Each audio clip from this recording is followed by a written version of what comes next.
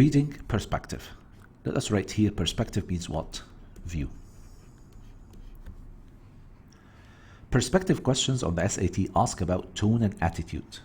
Remember, they might ask about the author and the passage overall, or they might ask about specific people from the passage and their attitudes towards specific ideas. Either way, the strategy is the same. What is a perspective question? Perspective questions will ask about the tone, number one, attitude, number two, mood, number three, in a reading passage. Here is an example. And this is how you are going to come across questions like this. The author's attitude towards sharpener savings. Line number 10 is best described as almost the answers. Yasif. The answers to perspective questions are quite short. A, unrestrained joy. When I say unrestrained means what? Limitless joy, endless joy. Sentimental reminiscence. When I say sentimental means what? Emotional. Reminiscence means what?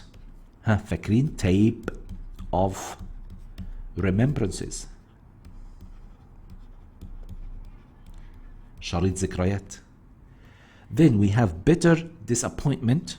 We have got disappointment and we know the word. Bitter means what? You remember? Bitter. Showing anger. We have to write this down. Showing anger. So, Mr., what does it mean, bitter disappointment? Like great disappointment. Great in the negative sense of the word. I don't mean great in something positive, but great disappointment.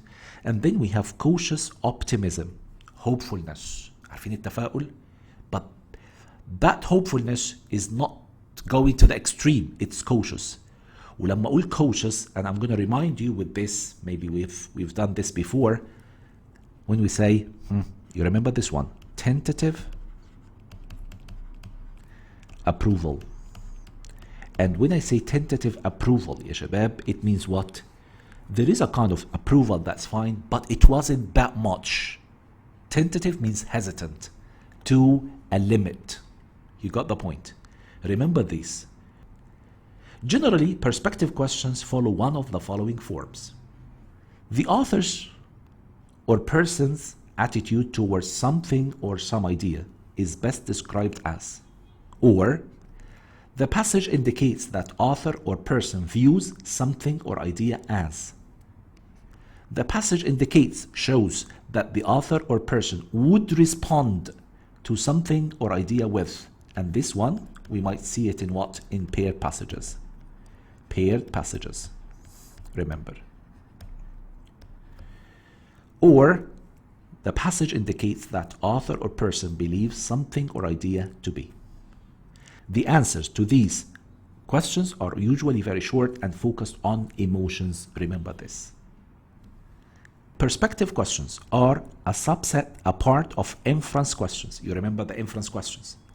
This is because you have to understand the information in the passage and then take it a step further to make an inference about what feelings the author or character has toward the subject, or what feelings the author is trying to instill in the reader through her writing.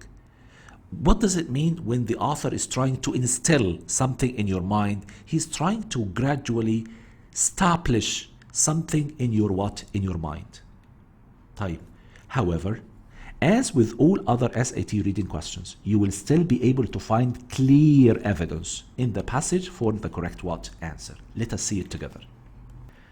Strategies for answering perspective questions. Step number 1. Carefully read the question.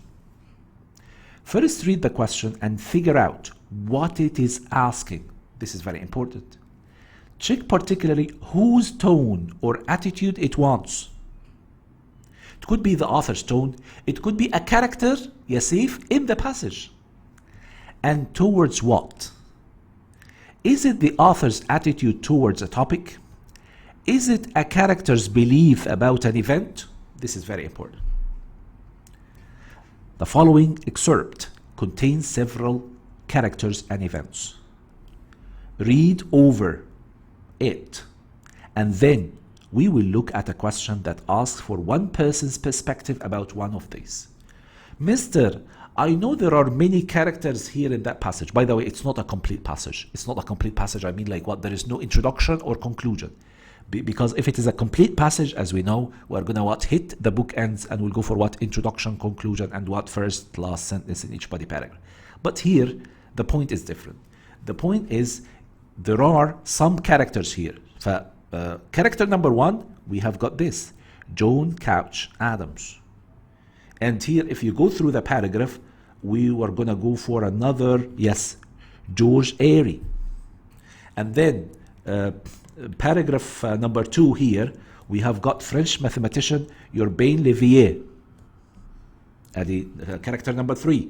Then in the middle, we have got James Chalice. You understand? And here, here we have got Johann Gale. Or Gala, whatever. So we have got many characters here. Mister, is it correct if I started reading? Of course, no. You cannot start reading because we do it the other way around. Now we need to go for what? For the question. And the question here is, now look at this question and remember to check whose perspective and about what. Please circle these. According to the passage, the author believes that Chalice's work was. So here we need to what? Find out the perspective of the author and about what? About Chalice's work, not about Chalice's what? Perspective. You got the point? The author's perspective about the work of that Chalice, of that person. Where can we find it? Mister, and I could see Chalice here in this paragraph. I could see it here. يبقى حضرتك زي الشاطر نقرر كلنا يا ميار ان احنا نقرا الباراجراف ده بس. When we start reading the paragraph, we need to underline the words that reflect the perspective of the author. Towards mean towards James Chalice what? Chalice's work. Let us start. Meanwhile, French mathematician Urbain Le Verrier, unaware of Adams or his work, we have got nothing to do with this, attacked the same problem and published its solution in June 1846. Airy, noting that Le Verrier predicted position for the unknown planet agreed to within 1 degree with that of Adams, suggested to James Chalice, director of Cambridge Observatory, that he begin a search. Who is he here? James what? James Chalice. He began a search for the new object. The Cambridge astronomer, having no update star charts of the Aquarius region. So I want you to circle this one. Having no up-to-date star charts of the Aquarius what? Region in the sky. But this is number 1. What else? Where the planet was predicted to be. Continued by recording the position of all the faint stars he could observe with his telescope in that location. It was Chalice's plan to repeat such plots at intervals of several days in the hope that the planet would distinguish itself from a star by its motion. Unfortunately, circle this one. This is number 2. He was negligent. This is number 3. What does mean negligent? Means what? He failed to take the proper care over something. He was negligent in examining his observation. Although he had actually seen the planet, he did not recognize it. Underline this as well.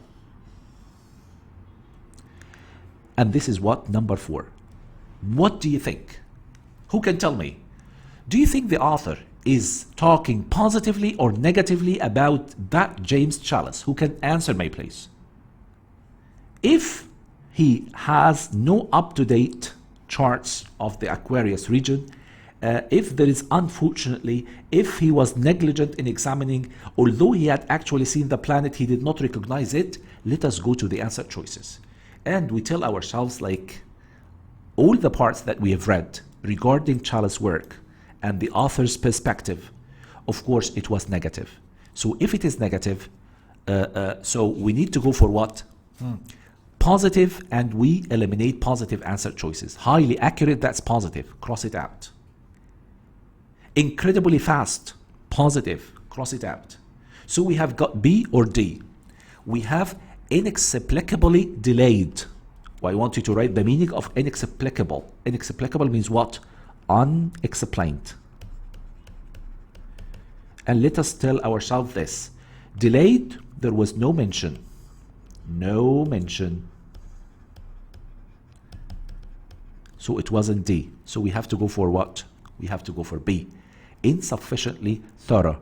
Thorough means what, ya shabab? Accurate. It wasn't sufficient at all. You understand the perspective now? Return to the passage. We have returned to the passage, but again, we haven't read the whole passage. You should always find evidence in the passage for your answer, and this is what we have This is what we have seen. Look at this one here. This is important to read. If no lines are given, as evidence, of course, look at whose perspective you need to find. If it is a character in the passage, look for places where the person is described or speaks, as we've done right now. If the question is about the author's perspective, the introduction and conclusion are good places to look for the tone or the mood about the topic. But here in that passage, we don't have real introduction or real conclusion. Try this strategy with the following excerpt and question. Okay? And we have got only one paragraph. It's a long one, I understand, but let us go to the question before we start reading. And the question is, according to the passage, Albert Bierstadt viewed the European settlers taking land from Native Americans as what? Tell yourself, do I understand the question or no? So here we need to go back to the passage or to the paragraph, and we find Albert Bierstadt viewed. So it is the perspective of that person. Perspective of that person, Albert Bierstadt. He viewed what? The European settlers taking of land from Native Americans. When the European settlers came to the new land, America, and they took control of what? Of the land. What do you think the perspective of Albert Bierstadt? Was it negative or positive or what? And let us read through this paragraph together. Political statements are often wed to, remember this one, you know the wedding, right? You know the wedding. And sometimes I go for, look at this one example as an example. I can go for Saif was to wed his manager's daughter. So we understand what wed means. Here when I say political statements are often wed to means what? Yeah, it could be combined with maybe. Political statements are often combined with philosophical principles in the way that they are given artistic expression. They form artistic expression. تعبير فني كده. Such was the case with grand American landscape paintings, such as immigrants crossing the plains. And remember, capital Ahmed, uppercase and uppercase. So this is the name of what? Of paintings, or a painting. By whom? Who painted it? Albert Bierstadt, 1830 to 1902. This painting was associated with what? The 19th century American philosophy of manifest destiny, which promoted Underline this one. Promoted the idea. I want you to write promoted means what? Supported. The painting. Supported the idea that the assimilation of land and the use of natural resources of the western parts of the United States. What does mean the assimilation of land? Taking control of the land, taking the land, and the use of natural resources of the western parts of the United States were what? Circle this one. Were divine rights and duties for people who had settled here.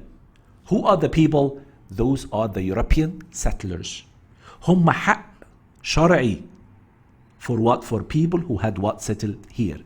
And that was reflected by the paintings of what? Of Albert Perstadt. Okay? Essentially, the settlers, who were mainly of European descent, were destined to occupy and civilize the lands from one coast to the other. This philosophy justified the political action that took away the Native Americans' rights and also led to the Mexican-American War. I don't care about this one. What I really care about is this. What the painting or the paintings of Albert Perstadt have promoted or supported. So we need to go through this. And let us see the answer choices. Here, according to the passage, Albert Perstadt viewed the European settlers taking control of land from Native American as what? Who can give me an answer? Let us eliminate the wrong answers. Unethical, immoral, but efficient. No, he didn't say that one. And by the way, he didn't say it's unfair but justifiable. He didn't say that. He didn't say urgent and necessary, but he said it's appropriate and inevitable, unavoidable. Nobody can stop it.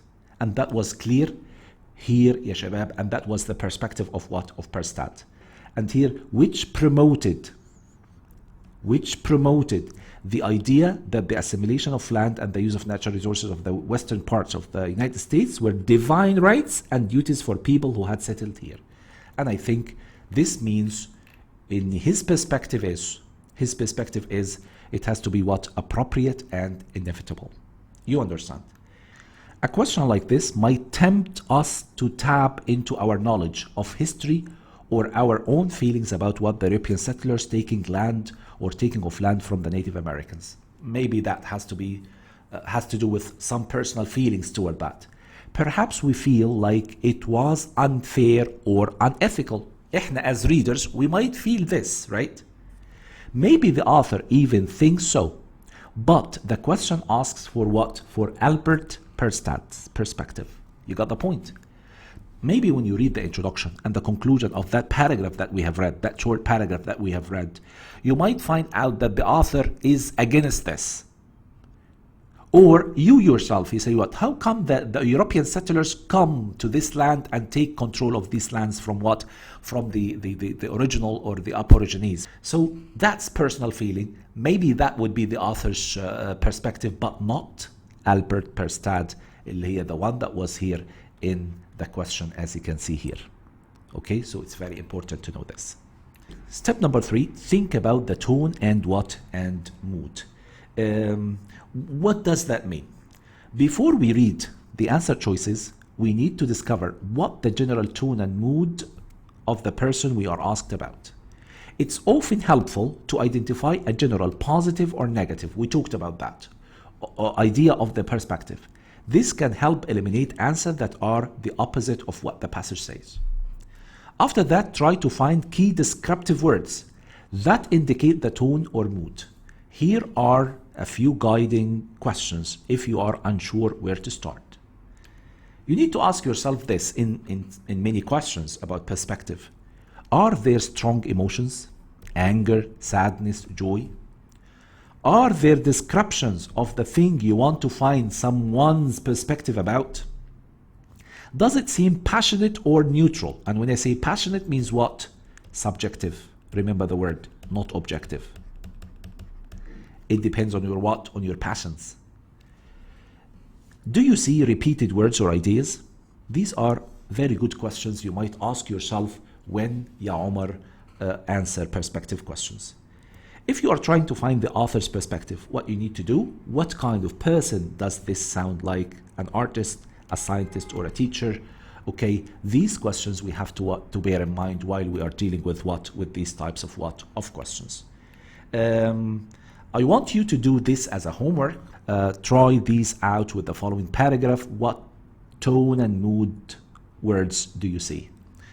Read it all and try here. According to the passage, Augustus wanted people to view him as what?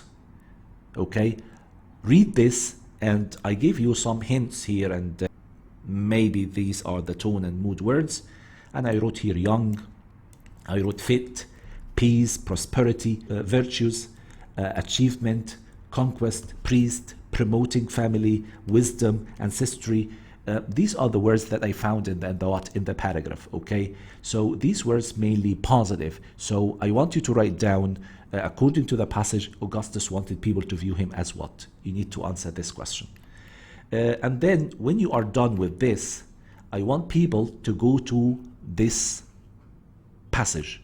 This passage looks very long, but because of my word processing, لكن هي passage عادية خالص يا شباب. Okay?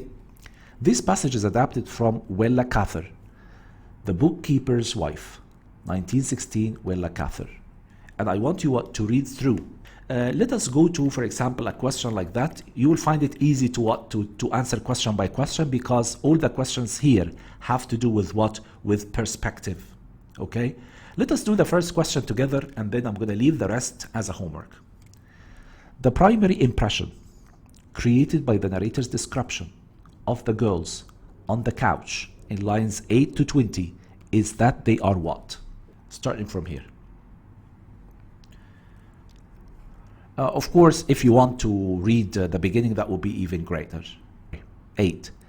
The girls were all piled on one couch, reading the story in the evening paper, and they didn't think it necessary to assume more formal attitudes for Percy.